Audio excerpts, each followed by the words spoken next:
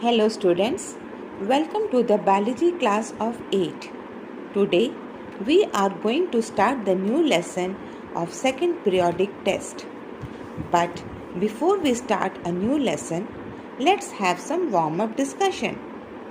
We all know that bricks are the building blocks of our house. The same way, cells are the building blocks of our body.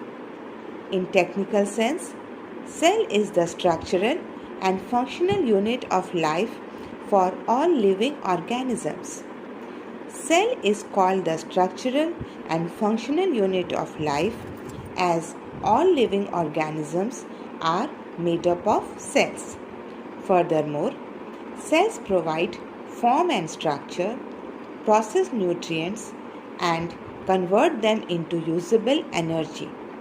And specialized cells perform specific functions. So, the name of the chapter which we are going to start today is Cell Structure and Function. And the topic which we are going to cover in today's class is parts of a cell. So, let's get started. Take out the page 126, chapter 8, Cell Structure and Functions, and look at the figure 1. Here we see the pictures of various organisms. The various organisms, plants and animals, they differ in shape, size, food habits and habitats, but they have one common feature. All of them are made of tiny units called cells. In 1665, an English scientist named Robert Hooke used a microscope to investigate the structure of a thin slice of cork. Now, what is cork? Cork is actually the outer layer of bark of oak tree, and we find this as a stopper for a bottle. Okay. So, he investigated the structure of a thin slice of cork under the microscope, and he observed that cork had tiny compartments in it. Robert Hooke thought of these compartments as small rooms and called them cells. In this way, the cell name was discovered. Okay. From this observation, Robert Hooke concluded that the cork is made of tiny cells. The cell theory states that the basic unit of structure and function of all living organisms is the cell. Now look at the figure 3. Figure 3a shows the wall of a house is made of bricks, and figure 3b shows the leaf of a plant is made of cells. Just as a house is made of bricks, in the same way, living organisms are made of cells. But bricks are non-living things, whereas cells are living structures. Now, let us come to the page 28. Here we will discuss the different parts of a cell. Each cell has a number of smaller parts in it. Some of the parts are present in all types of cells, like plant cells as well as animal cells. But certain parts are found only in plant cells. They are not present in animal cells. Dear students, we have studied in our previous class what are the parts which are present in plant cells but not in animal cells. Yes, they are cell wall, chloroplast and large vacuole. We will now describe each part of the cell in detail. Let us start with the cell membrane. Cell membrane or plasma membrane. Every cell is covered by a thin sheet of skin which is called cell membrane or plasma membrane. Look at the figure 6 on page 130. Have you located the cell membrane? Okay. The cytoplasm and nucleus are enclosed within the cell membrane. Children, please note that cytoplasm and nucleus together is called protoplasm. The cell membrane protects the cell and also gives shape to the cell. The cell membrane has tiny pores in it. It controls the movement of substances into the cell and out of the cell. For instance, the dissolved substances such as food, that is glucose, and oxygen can enter into the cell, whereas the waste products such as carbon dioxide can go out from the cell through the pores of the cell membrane.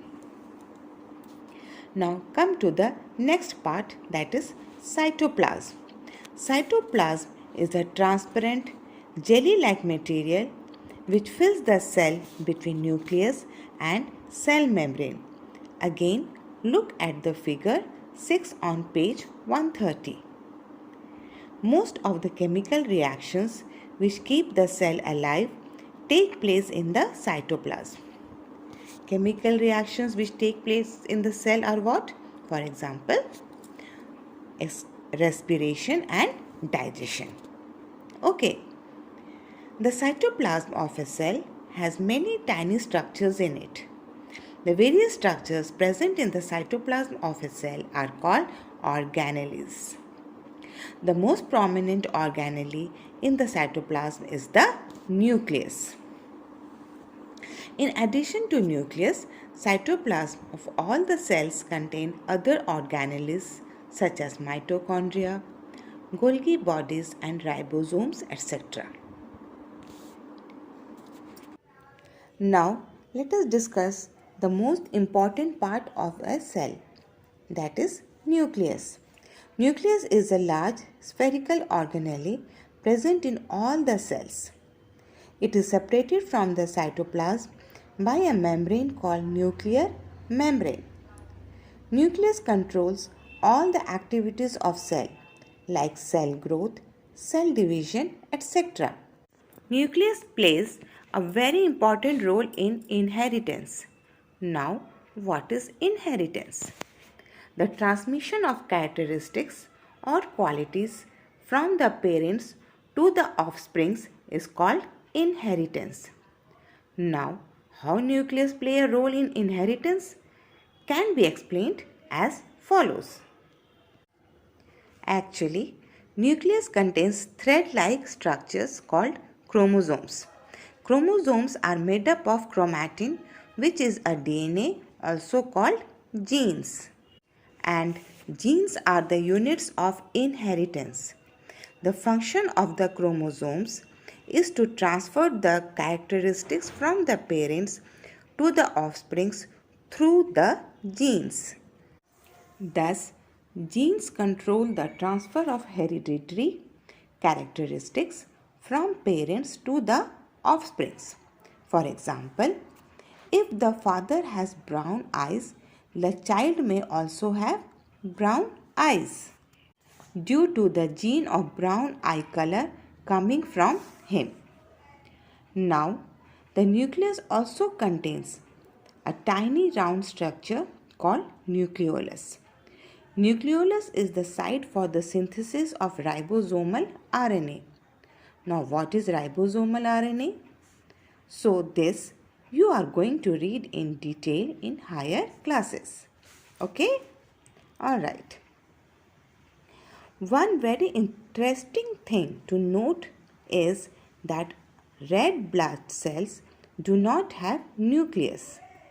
The main reason is that this enables the red blood cells to contain more oxygen carrying hemoglobin, thus enabling more oxygen to be carried by the or transmitted by the blood and boosting our energy. Now let us come to next part, that is mitochondria. Mitochondria are the tiny rod-shaped or spherical organelles which are found in all the cells. Mitochondria provide energy for all the activities of the cell. This energy is produced by the process of respiration in which food, such as glucose, is broken down by oxygen. Thus, mitochondria use glucose and oxygen to produce energy. That is why mitochondria is also called the powerhouse of the cell. Now, cell wall. For this, look at the figure 7 on page 131. The plant cells have a thick cell wall around them, outside the cell membrane. The cell wall is made of tough material called cellulose. Cell wall gives shape and support to the plant cells. Plants need protection against high wind speed, variations in temperature and atmospheric moisture, etc. Why? Because plants are fixed at a place, so they cannot move to protect themselves from the various changes in their surroundings. That is why this tough cell wall present in plant cells provide protection to plants. Understand? Okay. And this cell wall is not there in animal cells. And please note that the cell wall is a non-living part of the plant cells. Now let us discuss another important part of the cell. But this part is present only in plant cell, and this is chloroplasts. We all know what are chloroplasts. We have read in previous classes. Yes, chloroplasts are the green color organelles present in the cytoplasm of plant cells. The process of food making by plants, known as photosynthesis, takes place in chloroplasts. And the green color of chloroplast is due to the presence of green pigment called chlorophyll. This we all know. Now come to the page 130. Let us learn what are plastids. The organelles containing pigments or colored matter present in the cytoplasm of plant cells are called plastids. Plastids, plastids. Now look at the figure 4. The green color of leaf is due to the presence of green colored plastids or chloroplasts in its cells. On the other hand, in figure 5, we see the red color of tomatoes is due to the presence of red colored plastids in their cells.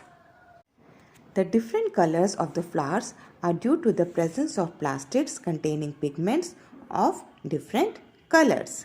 Understand? Okay. Now let us discuss about large vacuole. What is vacuole?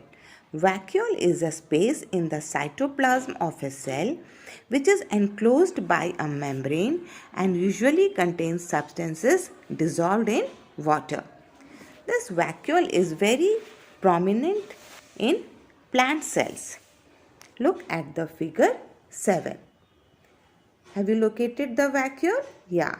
The vacuole is present in the center of the plant cell and it occupies large space. Thus, all the plant cells have a large vacuole. The vacuole is filled with a liquid called cell sap, which contains dissolved sugars and salts. The function of vacuole in a cell is to store various substances including waste products of the cell. Most of the animal cells do not have vacuoles.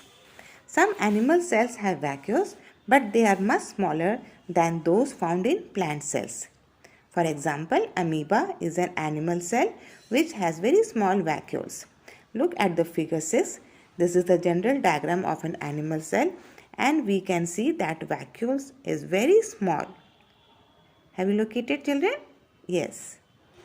So, let us summarize the similarities and differences between plant cells and animal cells. For that, come to the page 131. The main similarities between plant cells and animal cells are given below. Number 1. Plant cells and animal cells have a cell membrane or plasma membrane around them. Plant cells and animal cells have cytoplasm. Plant cells and animal cells have a nucleus. Plant cells and animal cells have a nuclear membrane and plant cells and animal cells have mitochondria. Now The main differences between plant cells and animal cells are given below. Number 1. A plant cell has a cell wall around it, whereas an animal cell does not have a cell wall around it. A photosynthetic plant cell has chloroplast in it. Other plant cells have different plastids in them. An animal cell does not have chloroplast or other plastids. A plant cell has a large vacuole in it, whereas an animal cell has usually no vacuole. Only some animal cells have small vacuoles. So here we conclude our today's topic, parts of a cell. Hope you enjoyed today's class. Go through the topic very well. Till then, thank you.